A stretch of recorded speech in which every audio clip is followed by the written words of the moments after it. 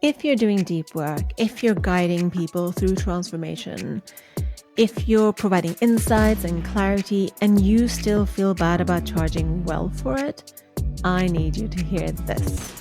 You're not greedy, you're not manipulative, and you're not too much. You're just undercharging. And it's costing you more than you think. I see it all the time. The creatives, the healers, the consultants, and the ones who say, but I just want to help everyone. I want myself to be accessible. I want to help people. I don't want to price anyone out. The truth is, you're not alone in that. You have a big heart. You care about people. You care about the impact. You're not in it for the money. But let's not confuse undercharging with integrity. Let's not confuse being generous with being drained. You can be generous and still charge powerfully. In fact, if you want to do this long term, you will have to. Myth of accessibility. Let's break that down for a second. There's a myth I want to break open today, which is the idea that in order to be of service, you must make yourself small. You don't do this consciously. Let's be clear about that. But somehow you think that if you raise your prices, you're somehow betraying your values. Well, first of all, let's be clear about your values. If your value is to not charge a certain amount, then you're in alignment. Fine. Don't do anything, don't change anything.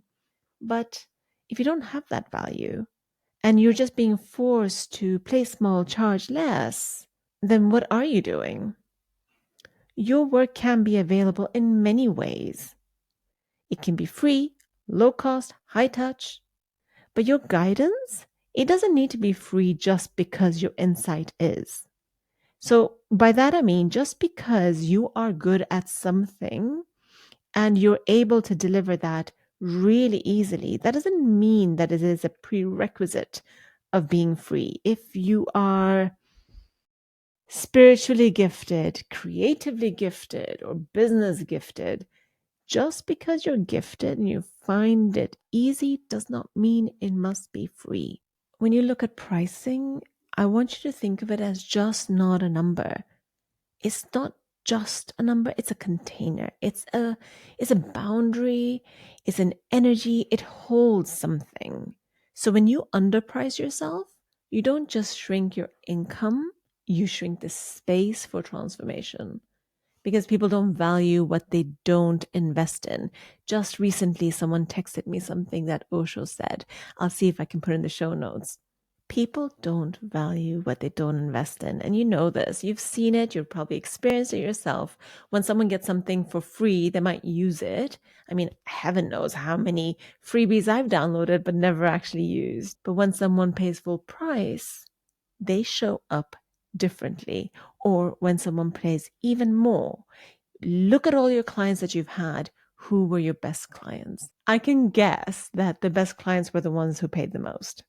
And it's not because they paid you more, it's because of the way that they valued it and the way they respected the transaction made it so. And you know what? You deserve to be in a space where your clients meet you at the same level of devotion you bring to them. So let's talk about the guilt, that voice that says, but what if they can't afford me? What if I lose people? Here's what I'll say. You're not responsible for what other people can or cannot afford. You are responsible for the energy you hold, the boundaries you keep, and the work you deliver. You're allowed to trust that people who are meant to work with you, they will. You're allowed to offer scholarships or free content or different tiers if that feels aligned to you. But you are not required to make yourself smaller in order to be accepted. So here's what I want you to reflect on today. Maybe even journal on this. Where am I currently charging less that I know I want to be charging? What am I afraid that will happen if I raise my prices? And who told me that my work should be of less value? And then ask yourself this. What kind of client do I want to attract? Because your pricing is part of that magnetism. You don't have to justify your prices, but you do have to stand behind them. You're not a scammer. You're not selfish. You're not selling out. You're simply someone who's been conditioned to believe that care and compensation can't coexist. They can if you want them to. You get to choose what you do in your business. And you cannot go on to just giving. That is you operating at your expense. And that's not fair. So if it feels aligned, you feel like you have the skill, you feel like you have the confidence and the experience, then raise your price. If that is what you want, not because I tell you to, not because someone else told you to. Do it because you want to. Do it because you're allowed to. You've always been allowed to. No one should ever stop you from doing what you want if it is in alignment with your values, your integrity, and you're not doing it at the expense of anyone else. And you charging for your expertise is not at the expense of anyone else. Most people that I know who want to do good, they continue to do that regardless of the price that they set.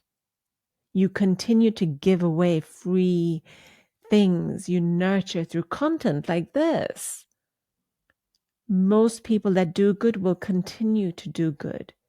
But when they charge for it, you have the freedom to charge what you want that is alignment with your integrity and values. Do not let other people dictate how your business is going to run. Choose who you listen to, whether it's me or anybody else. Choose wisely who you listen to so you do not play small when that is not what the intention is. That's it for today's episode of The Creative Flight. If you enjoyed this conversation, make sure to subscribe so you never miss an episode. And if you're listening on Spotify or Apple Podcasts, I invite you to leave a review. It really helps more creators find the show. For more insights and behind the scenes content, you can follow me on Instagram or LinkedIn. You can also check out my resources on ivymalik.com. Thanks for tuning in. I'll see you next time. Until then, keep creating, keep pushing those boundaries, and keep taking flight.